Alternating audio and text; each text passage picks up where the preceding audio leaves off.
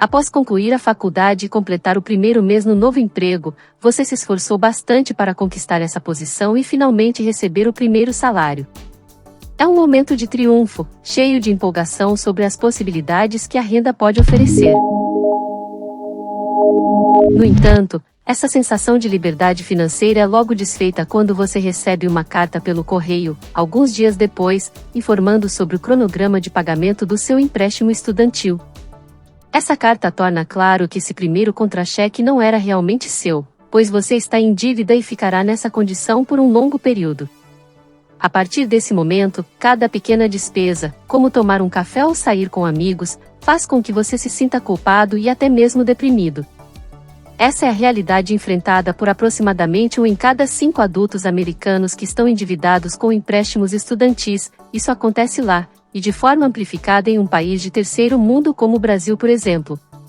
Contudo, é importante destacar que essa situação não é culpa deles, mas sim uma das formas pelas quais governos e bancos podem aprisionar as pessoas na pobreza.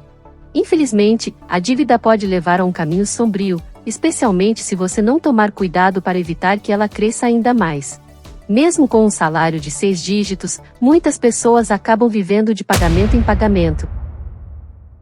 Até mesmo aquelas com empregos bem remunerados e formação universitária lutam para cobrir despesas básicas como aluguel e pagamento de carro, e ainda têm perdas em seus planos de aposentadoria e investimentos. Diante disso, os gerentes financeiros estão buscando novas formas de proteger e aumentar a riqueza de seus clientes, investindo em ativos que não estão correlacionados com o mercado de ações. Um exemplo é a arte contemporânea, como pinturas de lendas como Picasso, por exemplo. Investir em arte através de plataformas como a Masterworks pode ser uma opção interessante, pois a arte tem uma correlação baixa com outros tipos de investimento, o que significa que ela pode continuar a se valorizar mesmo quando o mercado de ações estiver estagnado. Claro, devemos lembrar que investir em artes às vezes estamos falando de altos valores, e seriam para quem tem grandes somas, mas isso não é uma regra e não é a maioria.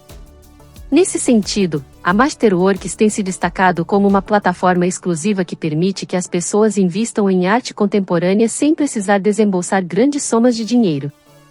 Segundo relatórios do Citibank, a valorização das obras de arte aumentou, em média, 29% no último ano, superando o desempenho das ações. Pinturas vendidas retornaram mais de 25 milhões de dólares aos investidores no ano passado, com cada obra rendendo pelo menos 9% líquido até o momento. A demanda por essa forma de investimento tem sido tão alta que as obras de arte podem se esgotar em minutos. A Masterworks oferece a oportunidade de abrir uma conta gratuita e sem compromisso, o que tem atraído mais de 675 mil pessoas até o momento. Bom, depois deste adicional, vamos voltar ao nosso assunto principal. Mas antes de continuar, reserve um tempo para curtir, se inscrever e compartilhar com seus amigos. Assim você nos ajuda a fazer vídeos com muitas curiosidades. Pronto, agora você saberá quando tiver um vídeo novo aqui no DocZoom. É relevante ressaltar que nem toda dívida é negativa, pois pode oferecer oportunidades que não seriam possíveis de outra forma. Por exemplo, permite que startups saiam do papel sem usar capital próprio e viabiliza grandes compras parceladas ao longo do tempo. No entanto, é essencial tomar cuidado para não se endividar excessivamente ou enfrentar altas taxas de juros, pois isso pode levar a problemas graves de saúde mental, como ansiedade e depressão, além de limitar as possibilidades futuras. Além disso, a dívida pode afetar relacionamentos e saúde, e pesquisas indicam que ela está ligada a problemas como pressão alta e taxas mais altas de divórcio. Portanto, é crucial evitar o hábito de gastar dinheiro como se fosse de outra pessoa, ou como naquele velho ditado, gastar como se não houvesse amanhã, pois isso pode criar tensões e discussões financeiras em um relacionamento. Mas isso não acontece somente com pessoas normais. A gastança está presente principalmente no governo, onde a arrecadação precisa aumentar mais a cada dia para que tenha dinheiro suficiente para manter os privilégios no poder. Em relação à herança de dívidas, é importante ter em mente que algumas dívidas podem ser passadas para os entes queridos, especialmente aquelas assumidas em conjunto, como uma hipoteca, por exemplo.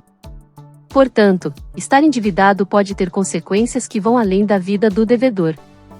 Por fim, Embora viver em uma sociedade com dívida institucionalizada torne o empréstimo uma prática comum, é crucial que os jovens compreendam os riscos e as consequências dessa escolha antes de tomar decisões financeiras importantes.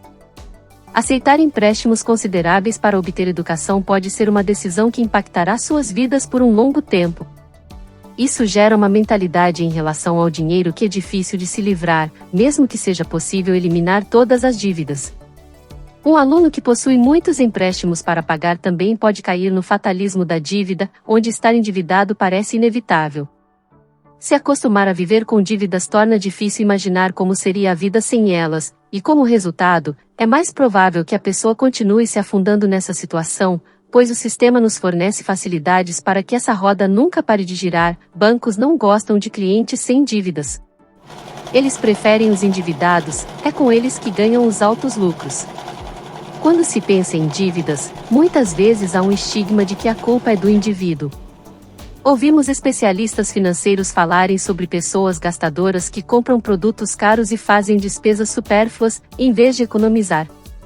Embora existam, de fato, pessoas que têm responsabilidade em suas práticas de crédito, a realidade é que a maioria das pessoas endividadas está nessa situação por necessidade. Aqueles que têm filhos, por exemplo, são muito mais propensos a acumular dívidas devido aos custos associados ao cuidado das crianças.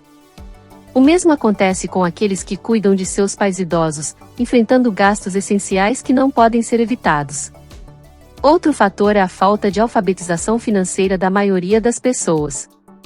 Esse assunto raramente é ensinado nas escolas. No Brasil, por exemplo, é algo inexistente, e isso está deixando as pessoas vulneráveis aos credores e aos termos complicados que muitas vezes não se preocupam em ler completamente. E tudo isso sem mencionar o sistema que, de certa forma, depende da existência de dívidas. Vamos dar uma olhada em como os bancos operam? Você deposita dinheiro em sua conta bancária e cerca de 90% desse valor é emprestado a outras pessoas. Isso quer dizer o seguinte: eles ganham dinheiro com o seu dinheiro. O mesmo acontece com a pessoa que toma emprestado o dinheiro, e esse ciclo continua. Os bancos cobram juros sobre esses empréstimos, e é como eles que vem o lucro. A dívida é o cerne do modelo de negócio deles. Resumindo, eles emprestam seu próprio dinheiro e de outros para juntar a soma que precisa, ganhando juros para que você retorne o valor de forma parcelada. Para piorar a situação, os bancos são motivados pelos lucros e muitas vezes usam práticas predatórias para tentar fazer com que as pessoas contraiam mais dívidas. Eles preferem clientes que estejam perpetuamente endividados, em vez daqueles que pagam suas dívidas rapidamente. Isso pode levar a situações em que uma pessoa tem vários cartões de crédito com saldos em atraso e acumula vários empréstimos com altas taxas de juros, chegando ao ponto em que não consegue mais pagar o mínimo de nenhuma dessas dívidas. Isso pode levar à sensação de desespero, sem saber para onde recorrer. Como acontece com o suicídio por dívidas, as pessoas se sentem sufocadas e veem poucas alternativas para escapar dessa situação. Aqueles que estão endividados têm 3 vezes mais chances de ter pensamentos suicidas, e da mesma forma, as pessoas que tiram suas próprias vidas têm 8 vezes mais chances de estar endividadas. Embora seja verdade que, em última instância, o indivíduo é responsável por suas decisões financeiras, devemos também considerar a responsabilidade das corporações que empurram e enganam as pessoas para tomar decisões financeiras prejudiciais. Empresas de cartão de crédito, por exemplo, frequentemente utilizam táticas enganosas, como oferecer 0% de juros nos primeiros 6 meses, com o objetivo de fazer com que as pessoas se acostumem a não pagar seus cartões de crédito. Quando as altas taxas de juros entram em vigor, há uma grande chance de o titular do cartão já ter acumulado uma montanha de dívidas. Estratégias de dívidas como essa são projetadas para empurrar mais e mais pessoas para uma espiral descendente, mantendo-as presas na pobreza. É assim que bancos e empresas de cartão de crédito lucram, mesmo que isso signifique negligenciar conscientemente o bem-estar de seus clientes. Você termina de pagar uma dívida, e já é obrigado a fazer outra para continuar seu ciclo de vida. Veja bem, que até alguns supermercados começaram a fazer esta nova tática de vender alimentos para pagar a prazo. Nesta modalidade, perceba que o prazo ficou mesmo só nos primeiros 30 dias, depois vira um pagamento obrigatório todos os meses, Porque todos precisam comer novamente, não é mesmo? É onde vem o descontrole nas compras, uma coisa aqui outra ali tendem a aumentar o valor todos os meses. No âmbito geral tudo leva para um caminho, e as consequências podem ser devastadoras, como pais incapazes de proporcionar um bom começo de vida para seus filhos ou filhos incapazes de oferecer um fim de vida decente para seus pais. Do outro lado dessa equação de dívida institucional, encontramos a questão crucial de por que precisamos recorrer a empréstimos tão massivos em primeiro lugar. As duas maiores despesas na vida de uma pessoa média nos Estados Unidos são educação e uma casa, e nos últimos 50 anos, o custo de ambos disparou, superando a inflação. Para conquistar uma vida considerada boa, com uma casa própria e uma boa educação, a maioria das pessoas precisa herdar riqueza ou assumir dívidas enormes. A culpada dessa situação nos Estados Unidos é a redução do financiamento estadual para as instituições de ensino superior. Ao longo dos últimos 30 anos, as faculdades têm sido alvo de cortes de gastos governamentais, especialmente durante as recessões. Essa redução forçou as instituições a operarem mais como empresas, buscando maneiras de obter o dinheiro necessário para se manterem à tona. No entanto, as consequências não intencionais de transformar as escolas em empreendimentos comerciais têm sido sérias. Atualmente, as instituições de ensino superior estão mais focadas em competir agressivamente entre si e maximizar seus lucros, em vez de priorizar o bem-estar dos alunos.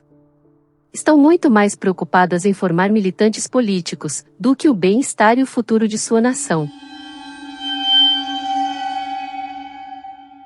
Isso se traduz em contratação de professores e pesquisadores renomados com salários mais altos, para que possam fazer o tal papel. E para ficar bem explicado, não estamos generalizando o setor de ensino, pois muitas práticas são louváveis em muitas instituições que não seguem a cartilha governamental. Um outro fator é que existem turmas menores para atrair candidatos em potencial e uma oferta exagerada de atividades extracurriculares que as empresas de ensino estão inventando todos os dias, mesmo que isso signifique aumentar desnecessariamente as mensalidades. Além disso, nos Estados Unidos, não há um mecanismo central para controlar o custo do ensino superior, e a bagunça é maior ainda em países de terceiro mundo, como o Brasil, por exemplo, podemos chamar de um descontrole generalizado. Embora o país ofereça ajuda financeira significativa aos alunos, grande parte das mensalidades é financiada por meio de programas de empréstimos. No Canadá, as mensalidades também aumentaram significativamente, embora sejam subsidiadas de forma mais expressiva para os cidadãos. O fato é que os estudantes na América do Norte estão pagando muito mais por sua educação pós-secundária do que antes, mesmo sob a supervisão governamental, que de uma certa forma, não pretende se interessar muito com este assunto. Lembre-se, governos querem controlar você de qualquer forma, então, você tem que ser inteligente o suficiente para apertar um parafuso, mas não para que possa questionar o sistema político. Assim, eles podem se perpetuar no poder por gerações. Por isso estamos vendo alunos sendo formados de qualquer maneira, profissionais sendo criados sem capacitação alguma, é isso que o governo quer, controlar você. No entanto, há também uma causa no aumento da dívida nos últimos 30 anos, a habitação. O alto custo da habitação é resultado de uma combinação complexa de fatores, não se resumindo apenas à ganância. Uma das principais razões para o alto custo da habitação é a regulamentação governamental, isso mesmo, olha os tais políticos aparecendo novamente. Embora alguns regulamentos sejam importantes para garantir a proteção ambiental e outras necessidades, muitas regulamentações de densidade habitacional não têm relação com essas preocupações e impactam significativamente os preços das casas. Em muitas cidades da América do Norte, os regulamentos impedem a construção de habitações mais densas, como prédios de apartamentos, o que resultaria em um aumento da oferta, e consequentemente, em custos mais baixos. Além disso, em algumas áreas urbanas, os desenvolvedores priorizam a construção de condomínios de luxo com preços elevados, pois há demanda por essas propriedades como investimentos imobiliários. Isso contribui para manter os preços das casas em um nível alto. Em resumo, o alto custo da habitação é resultado de um complexo conjunto de fatores, incluindo regulamentações governamentais e o mercado de investimentos imobiliários, que dificulta a obtenção de moradias mais acessíveis para as pessoas. A oferta de moradias é afetada, aumentando o valor dessas propriedades. Muitos condomínios de luxo são adquiridos apenas como investimentos, deixando-os vazios, mesmo durante uma crise imobiliária. A falta de cooperação entre os níveis de governo, estadual, provincial e federal, resulta em empurrar a responsabilidade uns para os outros, tornando a aquisição de uma casa uma enorme fonte de dívida para algumas pessoas e uma possibilidade remota para outras.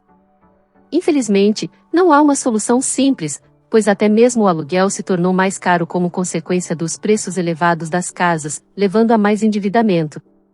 Outro problema enfrentado pelos locatários é quando empresas adquirem prédios existentes, realizam reformas luxuosas e aumentam os preços dos aluguéis. Nesse cenário, nenhuma nova habitação é construída, e o custo médio das casas e aluguéis continua a subir. Diante disso, a questão da responsabilidade pessoal perde importância quando se percebe que os bancos e os governos estão impondo dívidas cada vez mais inescapáveis, o que é angustiante. Parece que as grandes instituições estão muito focadas em lucrar com essa situação, tornando difícil para a pessoa média escapar desse ciclo. Apesar disso, podemos garantir que evitamos contrair dívidas desnecessárias e lemos atentamente as cláusulas quando precisarmos fazer empréstimos. Contudo, a verdade é que os governos têm o poder de fazer muito mais para ajudar os cidadãos, mas isso é uma coisa rara que acontece em alguns países somente. Na grande maioria, eles querem você pobre e dependente de políticas sociais e sempre que possível, culpar o capitalismo, e sem perceber, sem pensar, você ou alguém de sua família, está sendo moldado nas escolas para seguir a cartilha do sistema. Só nos resta uma coisa: educar da melhor forma nossas crianças oferecendo nossos valores e conhecimentos. Não deixe a educação para a escola, pois ela não educa, ela forma gerações. Se depender do governo, estaremos liberando o sistema para controlar essas futuras gerações, e parte da culpa é só nossa, e não haverá nada que possa ser feito para voltar atrás. Lembre-se, o sistema não é um só e trabalham juntos para ter você preso a ele, desde o seu nascimento. Não se esqueça de curtir, inscrever-se e compartilhar. Continue sintonizando o canal Doc Zoom. Doc Zoom, documentários incríveis você encontra aqui. Nos vemos no próximo vídeo.